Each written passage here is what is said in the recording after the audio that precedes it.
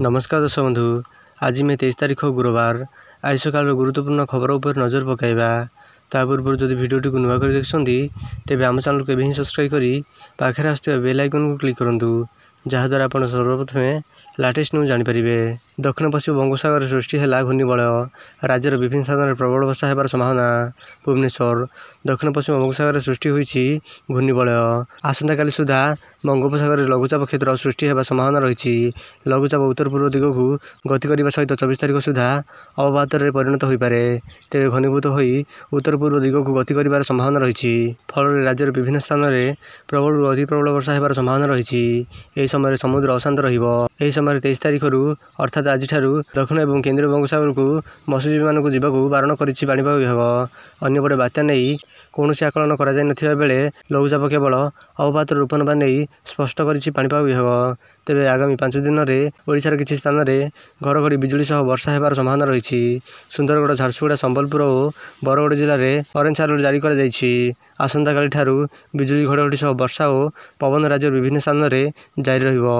विशेषकर बालेश्वर जिले में प्रबल वर्षा होबार संभावना रही। 30 ରୁ 40 किलोमीटर बेगरे पवन रहीपारे बोली पाणीपाग विभाग पक्षरु सूचना दी जाइछि। एने राज्यर समस्त जिलापाल मानकु चिठी लिखि सतर्क करने परामर्श देइछि स्वतंत्र रिलीफ कमिशनर। मोदी को प्रशंसा पोति पकाइले इस्राएल राष्ट्रपति। जेरुजेलम अक्टोबर 7 रे हमास आक्रमण को निंदा करिबारु इस्राएल राष्ट्रपति आइजाक हेरजोग प्रधानमंत्री नरेंद्र मोदी को धन्यवाद जणाइछन्ति। से कहिछन्ति भारत होछि विश्वर बृहत्तम देश एवं इस्राएल सबुठारु छोट देश मध्यरु अन्यतम तथापि दृढ़ गणतांत्रिक आदर्श पर आधार करी आमे दुहे आधुनिक राष्ट्र अटू। अत्यधिक झाल बाहरिबा होई पारे हार्ट अटैकर कारण करंतु नहीं अणदेखा। रिसर्च गरम दिन में झाल बाहरिबा गोटिए साधारण समस्या किंतु वर्तमान जलवायु प्रदूषण पाई केवल आ गरम दिन में झाल बाहरु नहीं। यही समस्या वर्षा ऋतु में मध्य देखा मिलता है।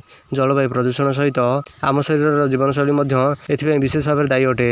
किसी गोटे कम करुवा समय झाल बाहर गोटे साधारण कथा किंतु अचानक भाव में बिना कौन कम झाल बाहर शरीर पक्षर ठीक नुहे।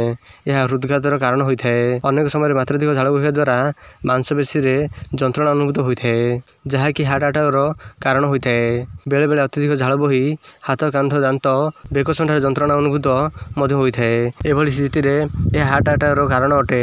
यह अणदेखा नक डाक्तर को परामर्श करंतु। नुआ भारत घरे पशि मारुछि कहीं केमिति कहिले पाकिस्तान राष्ट्रदूत। न्यूयॉर्क नुआ भारत घरे प्रवेश करी हत्या करे पाकिस्तान राष्ट्रदूत मिलित जातिसंघर साधारण सभा निजर दुख प्रकाश करी यह कहिसंति।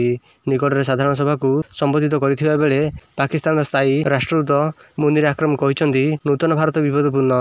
भारतर यह अभियान केवल पाकिस्तान में सीमित नुहे बरं कानाडा एवं अमेरिकार मध्य सक्रिय अछि। ना बिजू बाबू करथिले ना नवीन करिवे जानतु एभली कहीं कहले पांड्यान। भुवनेश्वर चलित निर्वाचन में बीजेडी प्रचार मंग एक प्रकार संभाली 5T अध्यक्ष वीके पांड्यान। एथिलागि विरोधी दल पक्षरु तांकु प्रायतः टार्गेट करा जाउछि। अनेके तांकु मुख्यमंत्री नवीन पट्टनायक उत्तराधिकारी बोली कहउछन्ति। ए नै पचरा जिबारु निजकु जणे सैनिक बोली कहउछन्ति पांड्यान। पिलांको स्वास्थ्य सुरक्षा को प्राधान्य स्कूल रे रहिबो डिजिटल थर्मोमीटर और माइक। भुवनेश्वर पाठपढ़ा सह स्कूल समय पिलांको स्वास्थ्य सुरक्षा को गुरुत्व दिया जिवो। जरूरीकालीन समय विपद को एड़ाइबा पई नियाजिबो पदक्षेप। स्कूल रहिबो स्वास्थ्य पंजीकरण खाता।